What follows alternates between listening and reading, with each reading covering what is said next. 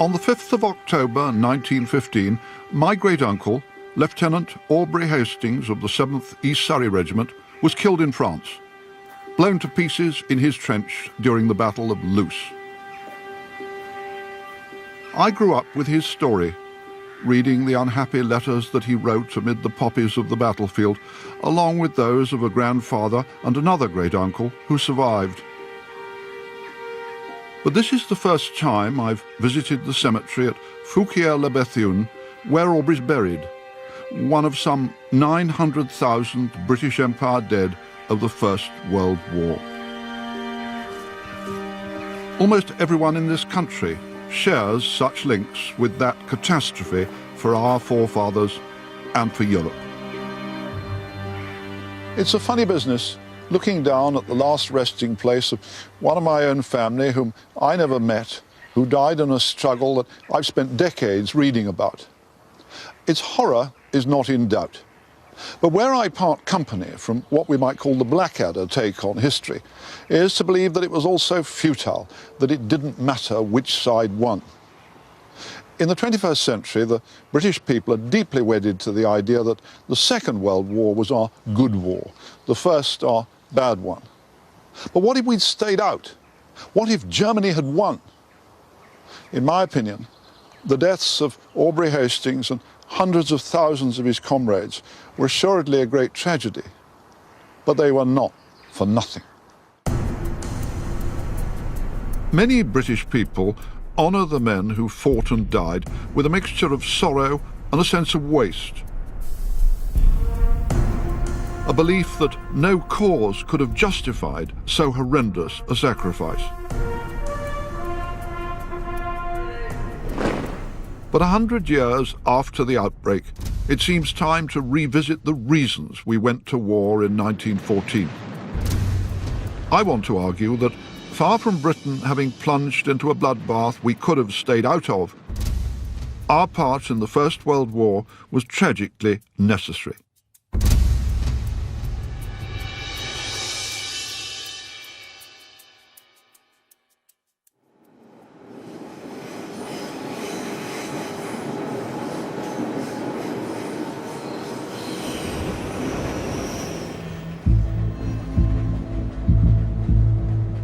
Any exploration of why Britain had to go to war in 1914 must start on the continent of Europe.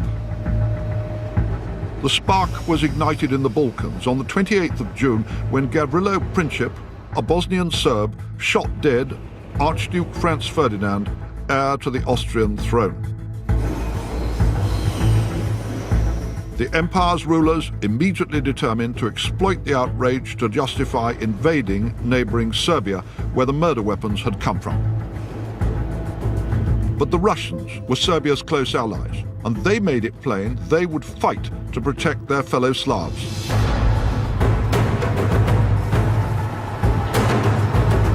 Through July 1914, the great continental powers waded ever deeper into crisis.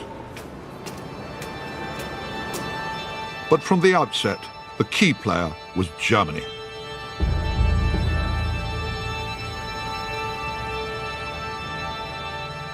On the 6th of July, its rulers pledged the Austrians their unconditional support to smash Serbia, promising to deal with Russia and its own ally France if they intervened. Day by day, it became plainer that none of the big players would back down. And thus began the countdown to the First World War. Some historians have argued that once it became clear that Austria and Germany were going to war with France and Russia, we, the British, should simply have left them to get on with it, stayed out. That all that would have come out of a German victory was a fast-forwarded version of today's European Union. I don't buy that. The people who were running Germany cared nothing for democracy or other people's freedoms. Once the shooting started, it became plain that their war aims were little different from those of Hitler 35 years later, excepting only the Jewish genocide.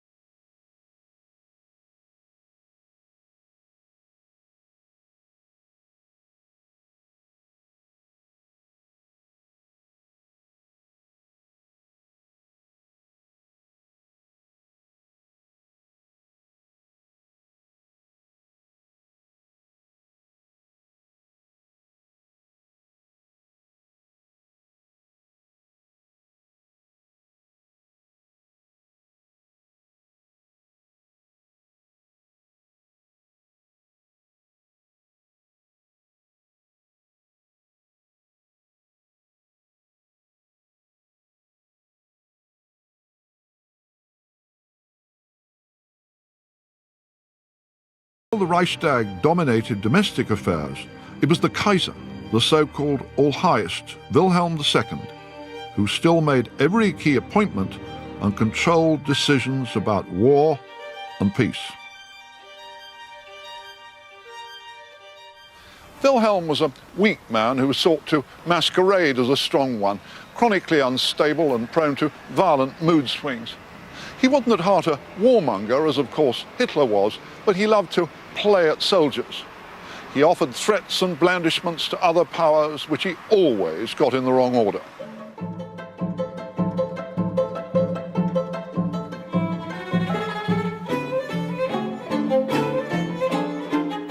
Professor John Roll has spent a lifetime studying and writing about the Kaiser. How personally influential was Kaiser Wilhelm in the decision for war? Kaiser Wilhelm took over the reins from his father in 1888 and inherited Bismarck's immense power himself when he threw Bismarck out. But not content with that, he then went back to an almost 18th century notion of monarchy. In other words, he insisted on ruling personally. With the result, he appointed all ministers, all the chancellors, all the generals, all the admirals himself personally, according to his likes and dislikes.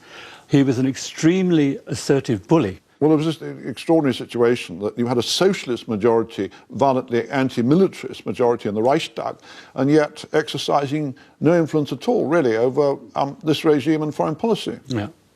One of the reasons, I believe, behind the German general's decision to go to war around about 1914 was the rising tide of democracy at home.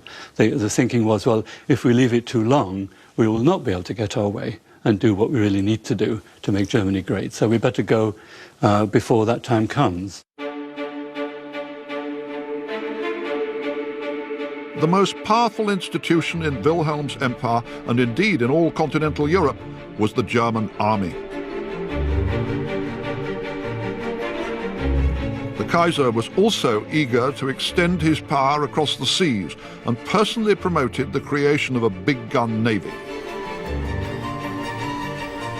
This thoroughly alarmed the British, who feared Germany's fleet as a threat to their global trade routes and empire.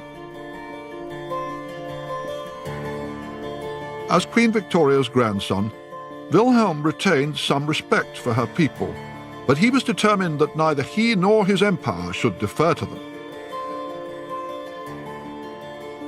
It's almost as if he feels obliged to be more military and more masculine than any other monarch, perhaps because there's always the whiff of Englishness about him, his mother being English. He was always very keen to say, no, I'm not English, I'm Prussian, I'm extremely Prussian. So there's this autocratic side to him, there's extreme militarism, but some of it does come from England. So, for example, the love of the Navy, the idea that he has a mission to become the superpower in Europe in place of Britain. He feels he has a right as leader of this new, energized Germany after unification. Fear of Germany's might and of its aspirations to dominate Europe prompted Russia and France to forge a close military alliance. Although Britain's government made no firm written commitment, it posted an option on supporting them in the event of war. Many British people recoiled from the idea of joining an alliance with Tsar Nicholas II, whose people had been Britain's enemies through the 19th century. But the fears of Europe's rulers that a general war would result from their rivalries caused every nation to huddle close to its friends. The Germans to the Austrians, the Russians to the French, with the British as cautious maybes. Germany's warlords were haunted by fears of Russia's growing might. Some of them were convinced that challenging the Tsar's armies sooner rather than later offered Germany the best chance of victory. This is one of many German memorials to Prussia's 19th century military triumphs. Instead of perceiving big wars, as we do today, as universal tragedies, the Kaiser's generals, and sometimes Wilhelm himself, believed that trial by battle was an acceptable instrument of policy. All Germany's leaders were insecure, even paranoid, about threats at home from the socialists, abroad from Russia and France, probably backed in a showdown by Britain. In those days, not many people thought seriously about economics. The Kaiser and his generals counted soldiers. They failed to realize that their country was achieving dominance of Europe without firing a shot through its industrial power. By 1914, so many Germans had come to believe that a European clash in arms was inevitable, that their fatalism contributed mightily to bringing this about. The Kaiser, who was almost certainly clinically unstable, was one of 3 men in Germany who took the key decisions which resulted in war. To this day, historians argue fiercely about which pulled the levers to precipitate disaster. The others were the Chancellor, Theobald von Bethmann-Hollweg, appointed by Wilhelm, and General Helmut von Moltke, head of the army.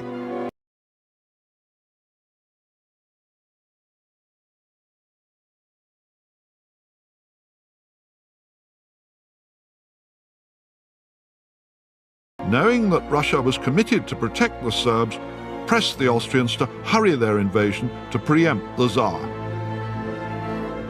This has become known as Berlin's blank check, keystone of the argument that Germany was most blameworthy for the horrors that followed. Professor Sir Hugh Strawn has been studying and chronicling the war for over 30 years. He agrees that Berlin took a huge gamble.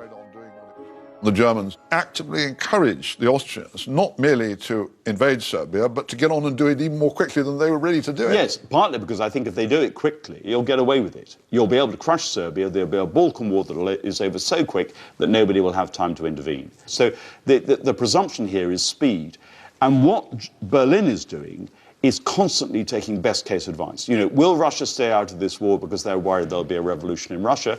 The best answer is that yes, they will, because there has been a revolution in Russia in 1905 and there might be again. So they work with that assumption, whereas in fact, of course, the Tsar is going to be put under tremendous pressure to back the South Slavs in Serbia. But throughout July, the one nation, surely, that had the power to stop this process, if the Germans had said to the Austrians, stop, do not invade Serbia, there would have not been a general European war, would there? That's right. I think they have the power to say no. I mean, after all, the blank check is central, and the blank check is issued by Germany. And Germany then seems to show remarkable insouciance as to how that check will be used. You know, Austria-Hungary still has to cash it.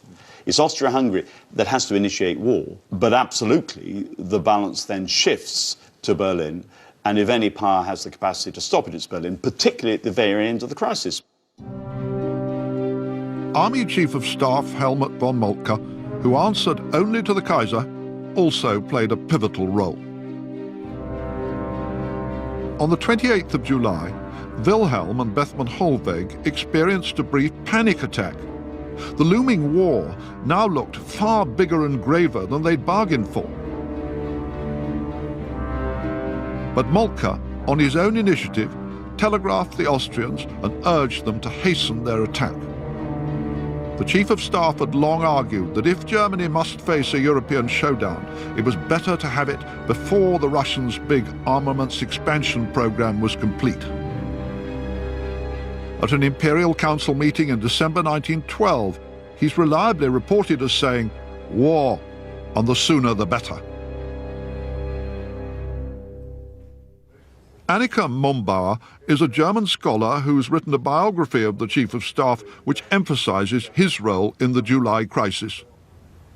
Where did Moltke fit into the decision for war? Well, Moltke very much advocates war. He thinks that war is inevitable in the long run. He thinks that eventually Russia will become too strong, too militarily powerful for Germany to defeat her, and therefore he creates an atmosphere in which war seems a good solution out of a perceived problem. One thing that seems extraordinary to us about how dysfunctional the German government was in July 1914 is that here you've got Moltke, who's supposed to be just the head of the army, and at a critical moment, July the 28th, he sends a telegram to Vienna, to the Austrians, telling him to get on with invading Serbia. And it does seem an extraordinary reflection of both how reckless Moltke could be and of how powerful he was. Well, you're right. He does send that telegram, and in Vienna they end up saying, well, who actually... Who rules in Who Berlin? rules in Berlin? Moltke or Bethmann? Or was it, in fact, the Kaiser? So, yes, you're completely right. He exceeds his authority, if you like, by sending this telegram. Germany's leadership in July 1914 was extraordinarily reckless in accepting the risk that by promoting a small Balkan war, they would trigger a huge European one. When it became plain that the Russians would fight rather than see Serbia go under, the Germans refused to take the one step that could have prevented a general European catastrophe, telling the Austrians to pull back. Instead, they themselves prepared to mobilize against Russia. And that's why I believe they deserve most blame for all that followed. On the 28th of July, Austria declared war on Serbia, and 2 days later, the Tsar ordered his army to mobilize. Germany then issued two ultimatums, one to Russia and another to France, its ally. Neither was expected to accept, and few of the Kaiser's generals wished them to. Berlin then set in motion its hugely ambitious war plan, designed to crush France before turning on Russia.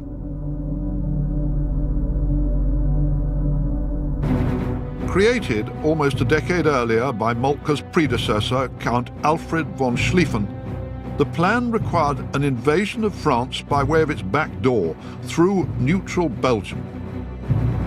It was the German commitment to overrun Belgium which suddenly propelled Britain, hitherto a mere spectator of the continental drama, to the forefront of the stage. Under a treaty signed in 1839, this country was among the guarantors of Belgian neutrality.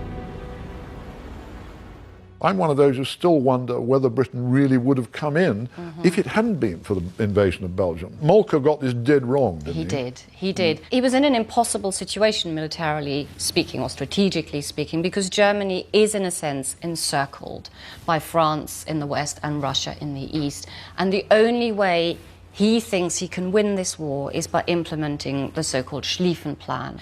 And that plan can only work if France is defeated quickly, and that means invading Belgium. But interestingly, in France, the Chief of Staff similarly thinks our best chance would be to advance through Belgium, but the politicians, the diplomats, tell him we can't do that because of Britain. The British told France, on no account, going to Belgium. Exactly. And so had Germany also respected Belgian neutrality, there would have been all sorts of possibilities right at the end of July and early in August, perhaps to come to a different outcome.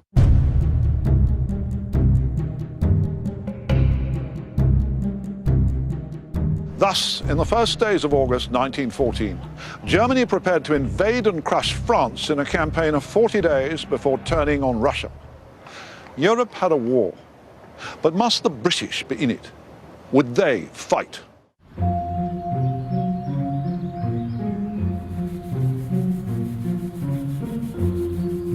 Basking in the balmy summer of 1914 and preoccupied by industrial turmoil and threatened Irish civil war, the British people had scant appetite for a continental conflict. But Liberal Prime Minister Herbert Asquith and several key cabinet colleagues were appalled by the prospect of Germany achieving dominance of Europe. They doubted that Britain could merely remain a bystander while this happened. One such was the Foreign Secretary, Sir Edward Grey, who played a critical role.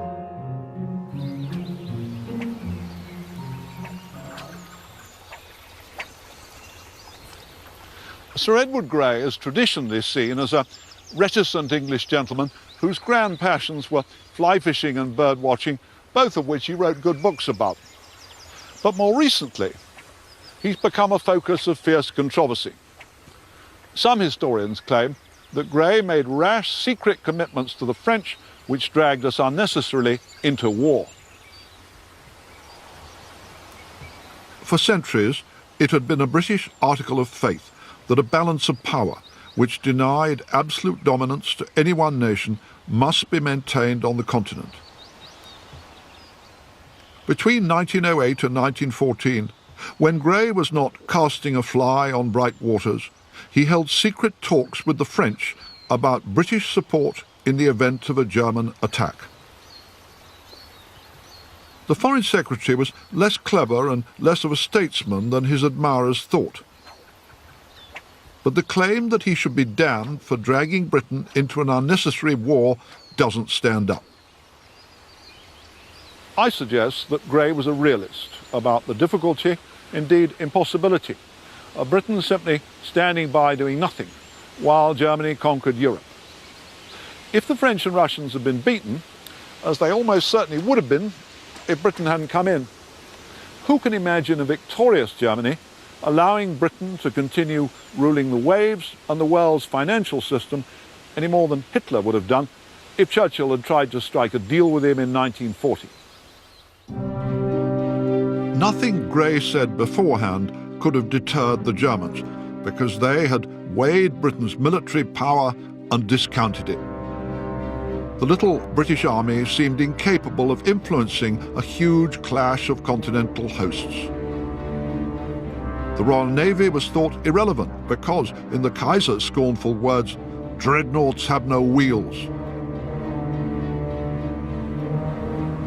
The Foreign Secretary's secret and unwritten assurances to France seem to me to have reflected not warmongering but prudent and essential precaution. In July 1914, by proposing an immediate European conference, Grey did all that he could to avert war. Sir Michael Howard is Britain's most distinguished living historian.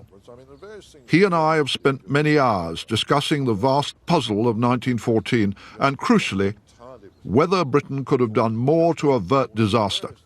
Grey's proposal, which they rejected out of hand, to address the confrontation between Austria-Hungary and Serbia by having a peace conference, it wasn't a contemptible proposal, was it?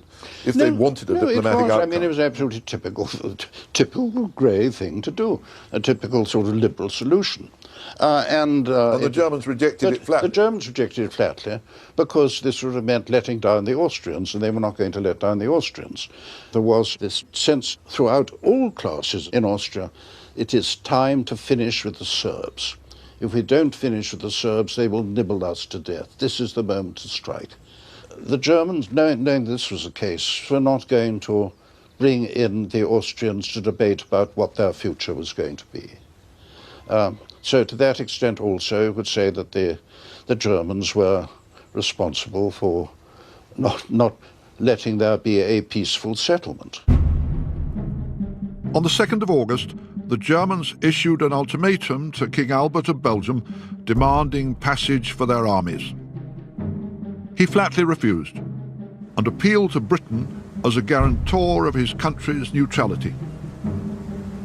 Thus it fell to Sir Edward Grey to convince a still reluctant British Parliament of the necessity for Britain to join the war on the continent.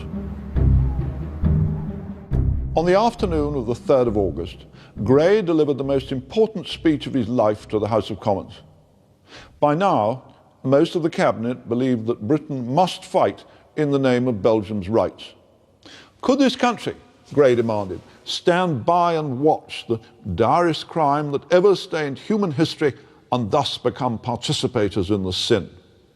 He added, "We should, I believe, sacrifice our respect and good name before the world and should not escape the most serious and grave consequences." This was one of those extraordinary parliamentary occasions that changed history. It persuaded much of the Liberal Party, hitherto bitterly hostile to intervention, now to support it, as the Conservative opposition already did. Thus, on the 4th of August 1914, after Berlin rejected an ultimatum demanding its withdrawal from Belgium, Britain declared war on Germany. Was Belgium the real reason that Britain went to war in 1914, or as some historians nowadays try to argue, oh, it was just a pretext that the British government really wanted to fight anyway. Yeah. Well, I would tend to say it's both and. There are two arguments here. One is the security of Belgium and the absence of a dominant power on the mainland of Europe is seen as central to Britain's strategic position. There can't be the equivalent of Napoleon facing Britain across the Channel and dominating Britain's routes to the rest of the world. The second issue is, does it matter that Germany disregards its international obligations, enters Belgium, which is a neutral state, and fails to reflect both international law and the rights of small nations? And the answer is it does matter. And it matters because, for Britain, international law and what we might now see as morality also matters. But it's more fundamental than that. Because Britain is an economic power, a trading power, a power that depends on its shipping, actually, international law is more than just a sense of legal and moral obligation. It's also a matter of economic necessity. You need to respect international law to make sure that Britain can continue to exercise the degree of leverage it does as a neutral itself. Well, some people say now, oh, it was incredibly silly for Britain to get involved in this horrific experience, the First World War, just because the German army marched into Belgium. But actually, it seems to me, it was a pretty good reason for going to war. It was an excellent reason for going to war, and it did something which, at the beginning of the July crisis, seemed unimaginable to many. United the British people. It united the British people. It united the cabinet and united the people.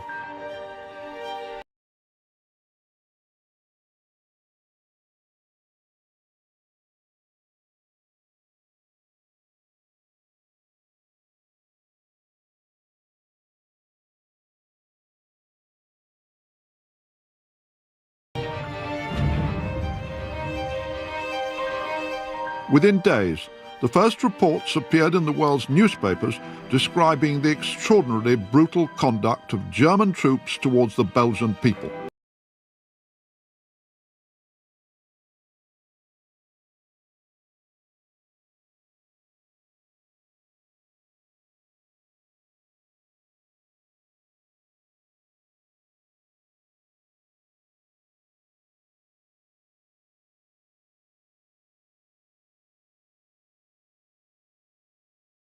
And 7, when the Herero and Nama tribes rebelled against German colonial rule in southwest Africa.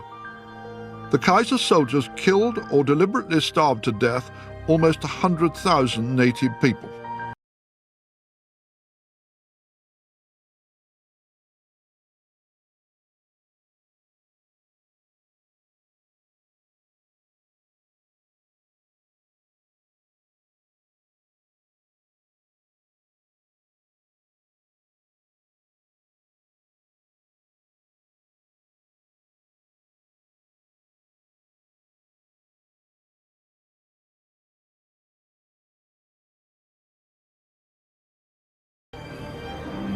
In Flanders, the destruction of the medieval university town of Louvain, today rebuilt from ashes, became a symbol of the excesses of the Kaiser's soldiers endorsed by Berlin.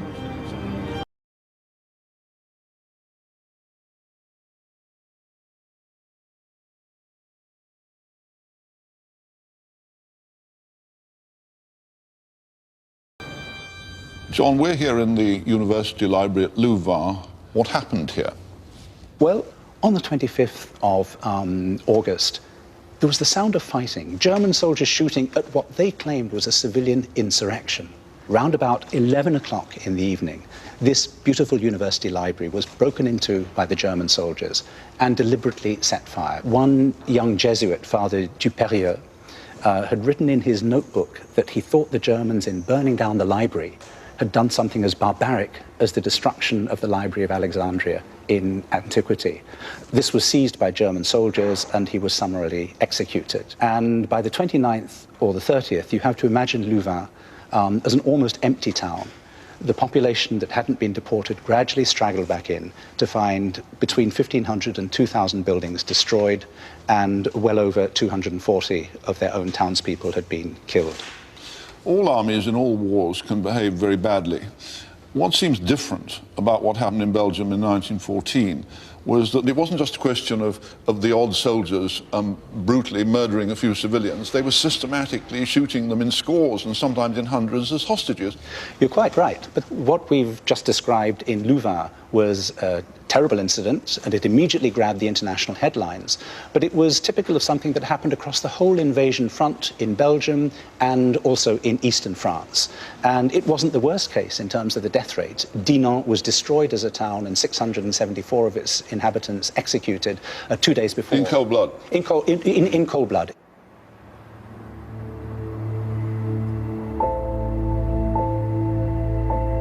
In the first weeks of the war, nearly 6,500 civilians were executed by German troops in Belgium and France.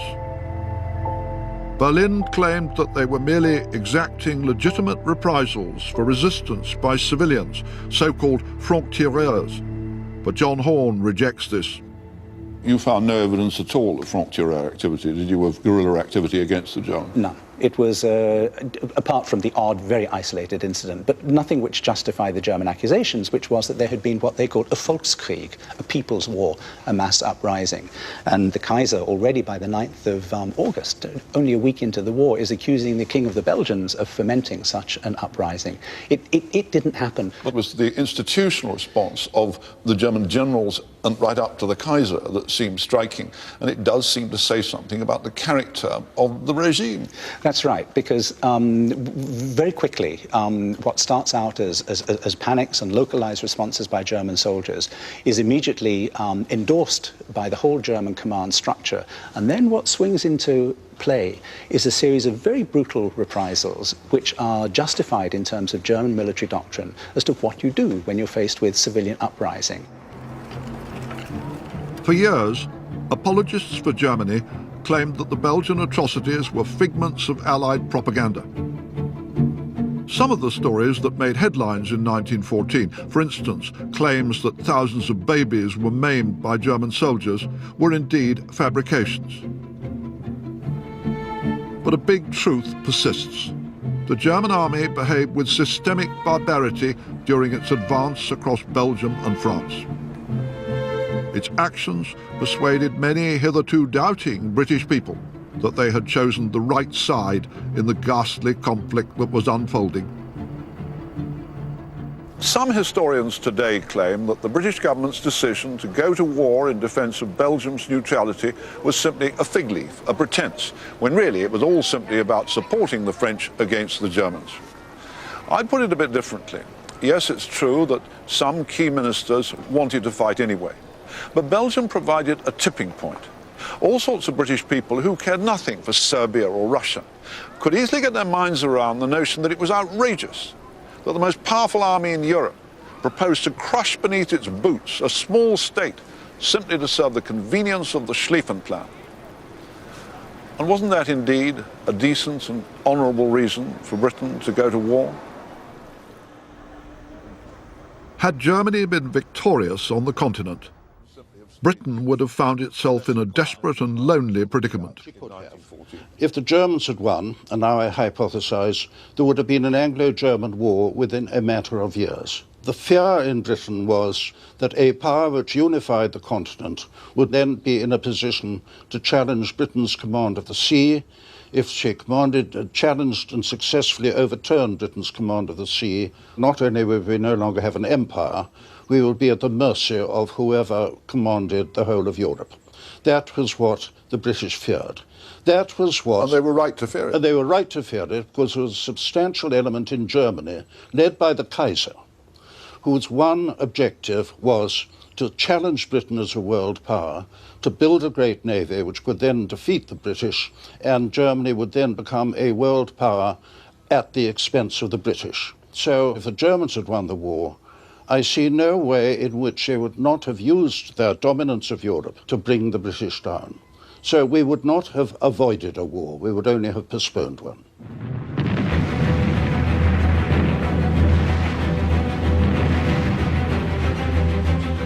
By early September, the German army had swept through Belgium and into France.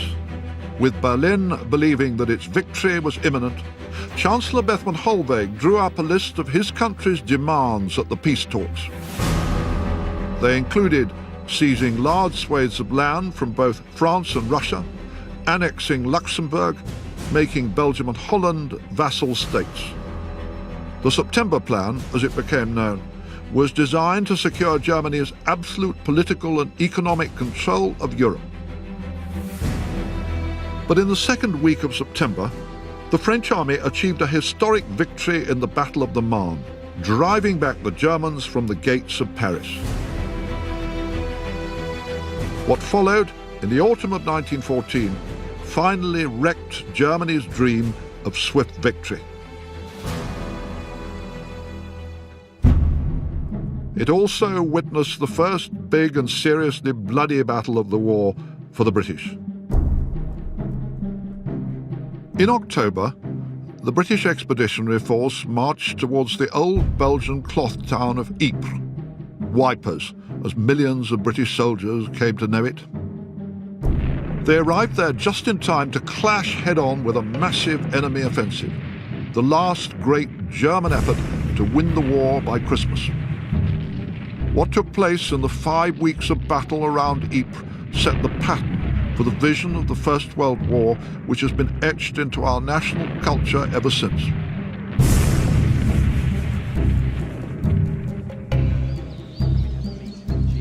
Former soldier Clive Harris today guides visitors to the battlefields of the First World War, and especially those around Ypres.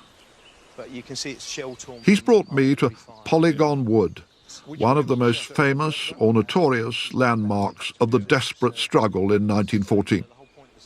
It's right at the edge of the Menin Road, which runs back towards Ypres, which is about 5-6 kilometres behind us now. It sits right at the centre of the battlefield as well. So from the moment the Germans attack us on the 18th of October, right through to the last knock-ins of First Ypres on the 11th of November, this wood here and the two woods just to the rear of us were key as part of the battlefield. This is where the Germans made their last huge push of 1914 to try and win the war before Christmas. They did, yeah. They now realised that they needed to knock us out of the war, and by doing so they needed to capture the Channel ports, and therefore they moved away from the von Schlieffen Plan to a degree, and the capture of Ypres. This is the last thing. Other side of Ypres, there is no defences. It was our last chance. There is nothing behind us but the Channel ports. And there were battles all over the shop, small battles all over the wood here. They were, yeah. We tend to think that the British line would be a continual line, when in fact it was more a series of outposts, and quite often units found themselves isolated and having to make small unit charges into Germans as opposed to a larger cohesive defence. Here in western Belgium, the war of manoeuvre, ranging across thousands of square miles that had been waged through the late summer of 1914, gave way to a stalemate across the Western Front. The technology of defence and destruction, artillery and machine guns, had achieved a dominance which confounded the generals of both sides. At Ypres, cavalrymen saw their horses almost for the last time before being obliged to join a death grapple on foot. Well, we're here. This is the site of the Horse Guards Memorial, and it marks an area where the Horse Guards fight as infantry pretty much on this spot. We're just on the... So they came charging up, dismounted... Yeah, initially and were by pushed horseback. into This actual spot is where one of the machine gun positions, because it gives us a great arc of fire over advancing enemy. But what seems important here, Clive, it wasn't just that the British threw back the German army, it was also that the whole character of the war changed for all the armies, that here was where they first came to terms with what everybody now understands as the full horror of the Great War, wasn't it? Yeah, trench warfare, and this is the end of that war of movement that starts in the August, all the way down to the Marne, all the way back again, and it's here that we start to dig. So, yeah, we're on the spot where it changes. And when it started to rain, yeah, they weren't in the earth, they were in the mud. Yeah, then you have to learn to cope with things such as trench foot and how to get around that and reinforce your trenches to withstand bombardments. We're no longer going to see artillery now in front of the infantry firing as field guns. They're going to be behind the lines, or certainly in sunken lanes and that sort of thing. And nobody dares show his head above the parapet. No, we go subterranean from now on, that's right. Any movement by day would have been suicidal, yeah. But the British paid a devastating price for their narrow victory at Ypres. 56,000 British soldiers were killed or wounded in a month. The old professional British Army was largely destroyed.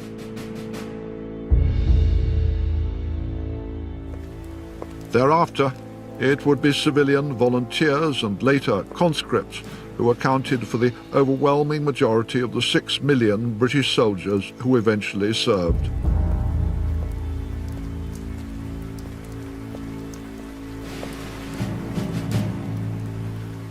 But however terrible the sacrifice, it seems mistaken to imagine that there was ever an easy means by which the war could have been ended.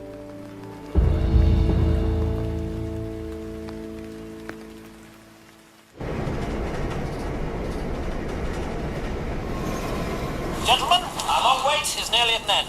Tomorrow morning, General Insanity Melchett invites you to a mass slaughter. We're going over the top. Well, huzzah and hurrah! The hugely successful Blackadder series epitomises the enduring popular view of the First World War, that the British Army fell victim to idiot commanders devoid of brains or courage.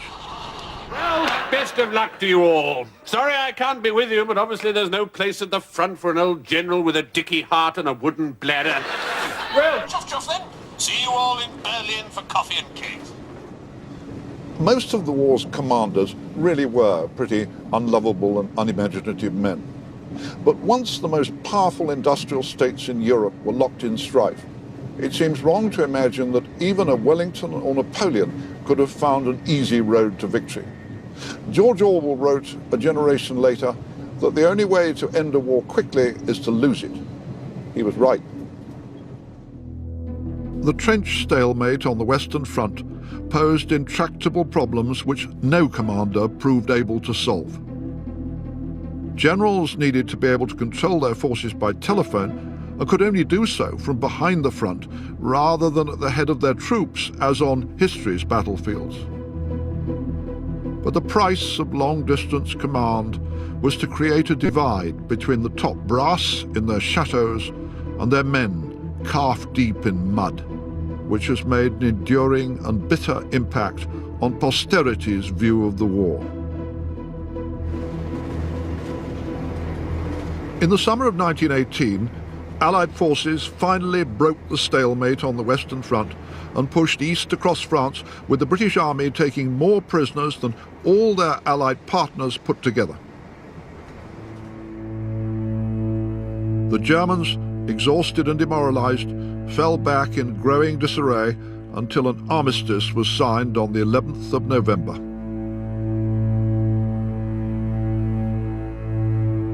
Around 10 million combatants, 900,000 of them from the British Empire, had lost their lives.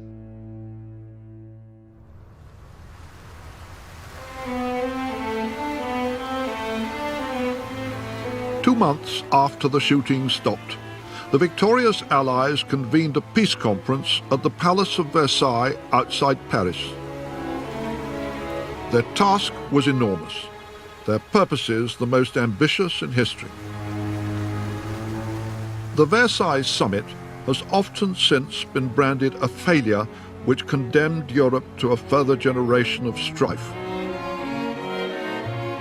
Prime Minister Lloyd George, French Premier Georges Clemenceau, and American President Woodrow Wilson led the negotiations involving delegations from many other interested nations, which lasted for 6 months between January and June 1919.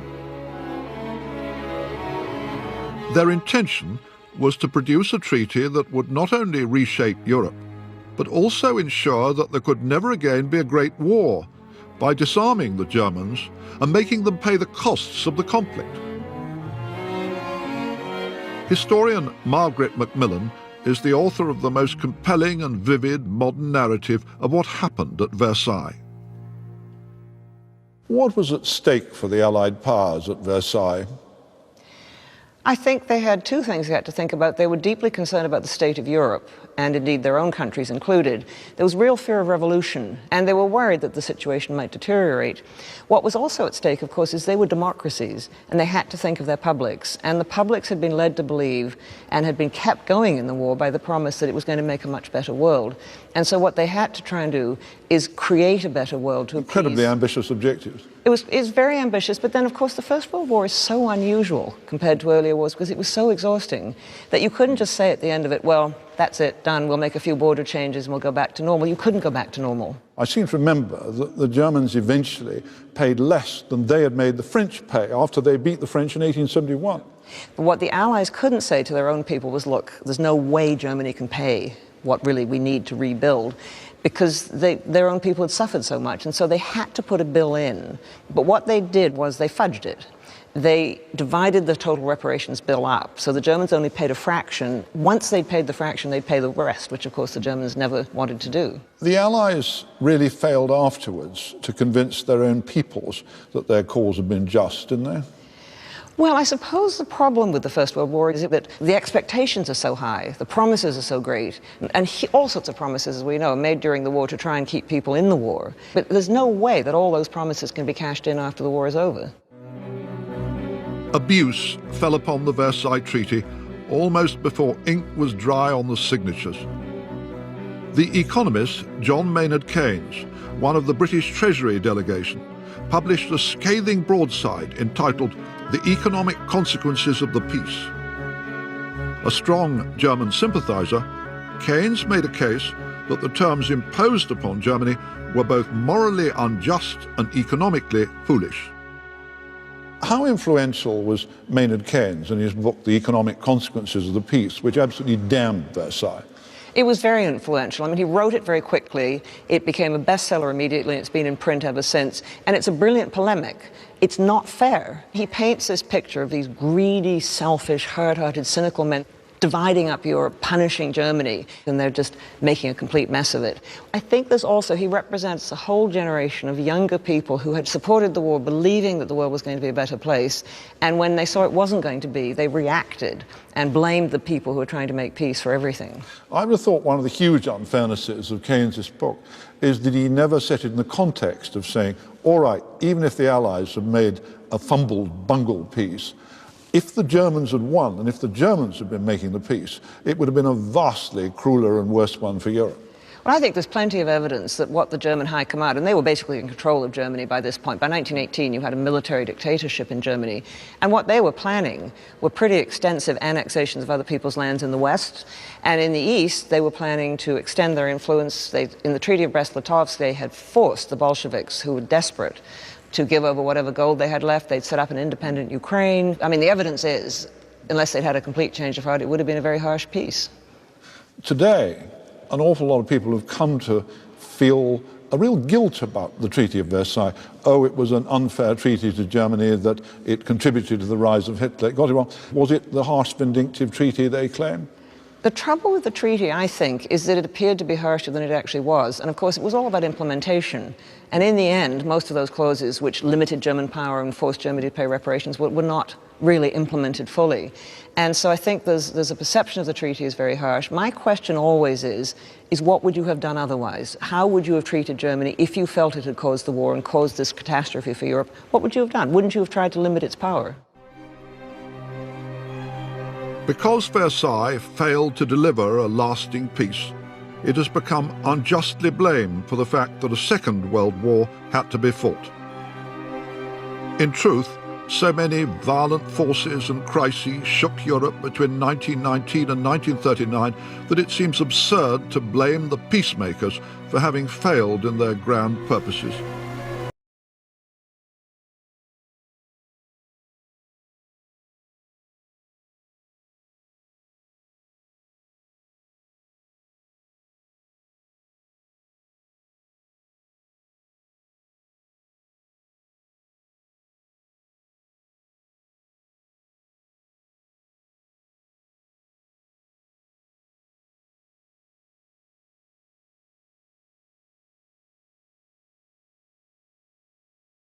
as in 1945, veterans returned to a country run by a Labour government committed to creating a welfare state, after 1918, the old gang remained in charge of an unreformed British society.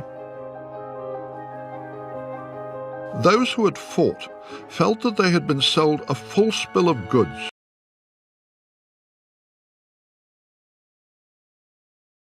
My own grandfather, a writer who won a military cross as a gunner officer in France, became one of those who, within a few years of the armistice, asked himself what it had all been for. Here's an essay my grandfather wrote for a literary magazine in 1923 after meeting a group of fellow veterans who'd served with him in France. They now felt, he said, that they had gone, not as heroes, but on a fool's errand, to fight in a war that was not worth fighting. They'd endured the unsightly, dirty life of the battlefields with a cheery and modest sense of merit, with a belief that they were making some contribution to a good cause.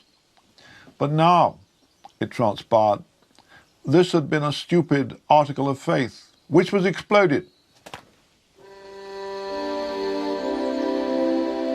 My grandfather and his kind felt themselves strangers in a strange land, divided by the horrendous trench experience from those at home who knew almost nothing about it. The poets of the Western Front, such men as Wilfred Owen, Robert Graves, Siegfried Sassoon, vividly described its horrors and the sense of military futility in a fashion that later generations have found irresistible. Here was the world's worst wound, and here with pride their name liveth for evermore, the Gateway claims. Was ever an immolation so belied as these intolerably nameless names? Well might the dead who struggled in the slime rise and deride this sepulchre of crime.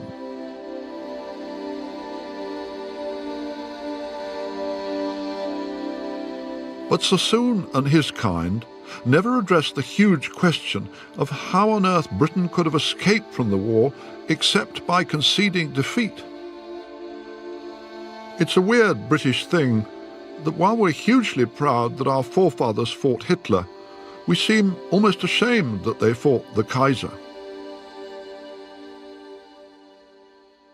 How has the overwhelming perception developed in Britain over the last 100 years that there was nothing worth fighting about in the First World War?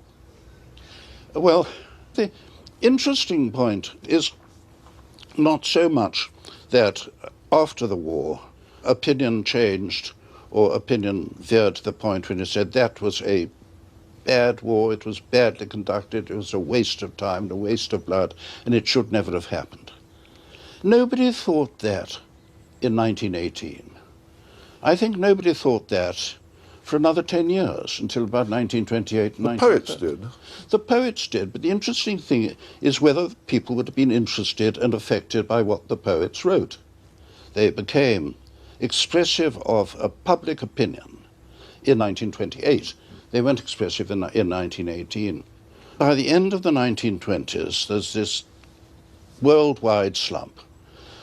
Total catastrophic unemployment everywhere, especially in Germany. The situation seemed to be far worse in 1928 than it had been in 1914. And by 1933 or so, it has become generally accepted that the war was an unnecessary war, that it had been bungled, etc., etc. So I think that what was very, very important was not so much the fact that the war had been terribly expensive and bloody and the losses were awful. It was that nothing seemed to have come out of it of any good. Europe's descent into the turmoil and privations of the 1930s caused many people to view the Great War as bungled, the peace shambolic. Some perversely blamed the victors for the rise of Hitler and Nazism.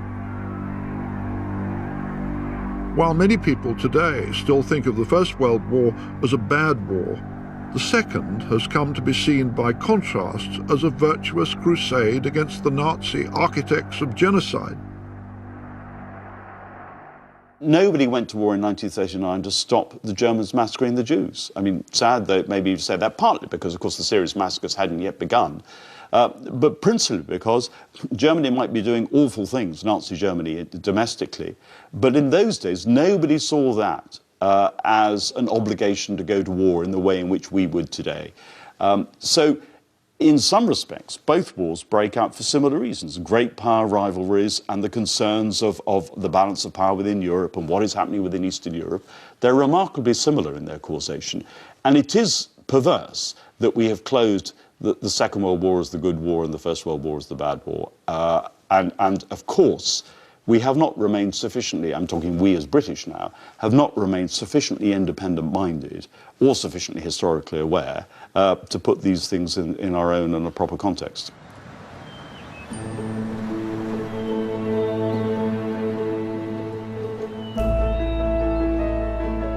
No sane person believes that Britain wanted a war in 1914. All the great powers bear some responsibility for the carnage, but the Germans seem to deserve most because they refused to use their almost indisputable ability to prevent it. They failed to see that nothing they hoped to get out of the war could justify its horrendous prospective risk and actual cost. Britain emerged from the First World War with little to show save a few worthless colonies and a host of public memorials.